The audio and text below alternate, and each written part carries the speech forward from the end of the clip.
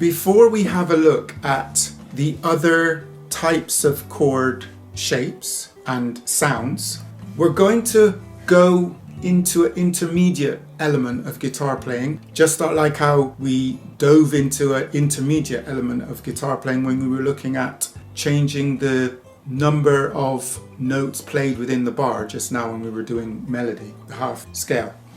This is something that will help immensely later on. What we will do now is we will look at moving the shapes that we've played up and down the neck of the guitar in different positions to play different chords but using the same shape. The reason we're doing this now is because if we can get used to this principle, then it's going to multiply our speed of development in playing the guitar. So I'm putting it in here now.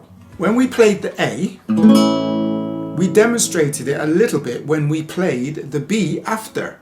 If you played the short B, there is B. You've just moved A up 2 frets. If you then moved B up 1 fret, you're playing C. You're playing major C. You're using the same A shape from B to C. If we were to bar it, you would hear the root note on the A string. Something to point out now.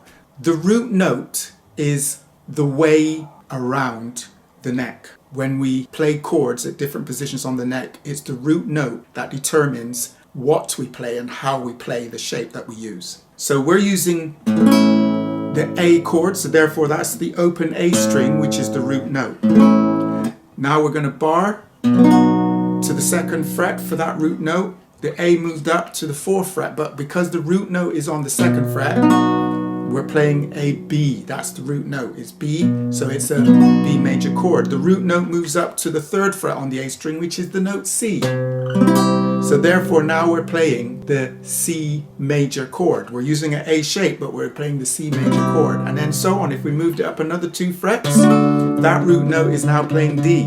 So therefore, that is D major, although we're using the A shape, it's D major. If we moved it up 2 more again, that root note is E.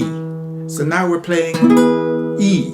If you don't believe me, there's E, conventional E, just sound higher. And then if we moved it up 1, that is now playing the root note of F on the A string. So we're playing the chord of F major. Then if we moved it up twice again, 2 frets, that root note is G. So that is also G major. And then if we moved it up 2 again, we get back to A. Now I didn't include the sharps and flats in between, but the principle is exactly the same. So then if we have a look at doing that with another chord shape. So let's use the E because that's where we use the E, low E string as our root. We demonstrated it already with the F. You play E, then you move everything up 1 fret, bar, so that note now is F. So you're using an E shape, but you're playing F major. If we move it up to here, that root note is G, so now we're playing the G chord, G major chord. If we moved it up to here, that root note is A, so now we're playing A major. If we moved it up to here, that root note is B, so now we're playing B major. If we move it up 1 to the 8th fret, that root note is C, so now we're playing C major.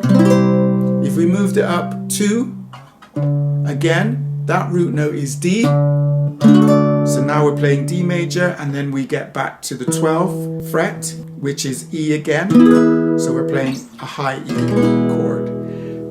The principle is exactly the same. The root note changes, the chord shape stays the same but move position, so we're playing the chord that corresponds with the root note. We can do the same with C, but what we're going to do is we're going to try it with D because it's another open string that is usually used to sound a root note. Now we play D with the open string D, so therefore there's the shape of the chord, and we are playing a D major. If we then change our fingers round because we need to release the first fingers because that's going to play the new root notes on the D string. So if we move that up 2 frets and then we play the 2nd fret on the D string.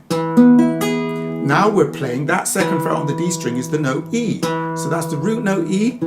That is E major. If we move it up 1, that root note becomes F. So that's F major. If we move it up 2, that root note now is G. So that's G major. If we moved it up 2 again, we're on the 7th fret on the D string, and that root note is A. So now we are playing A major with a D-shaped chord. If we moved it up again 2, that root note is now B. That's B major. If we moved it up 1, that root note is now C. That's C major. And then we get back to the 12th fret where it's back to D. That's a high D.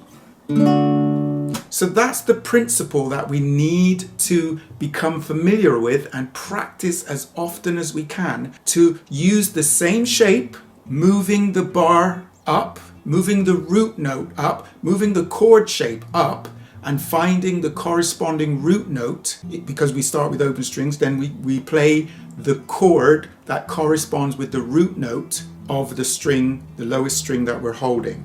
That is imperative. It's so important to try to become familiar with that as early as you can.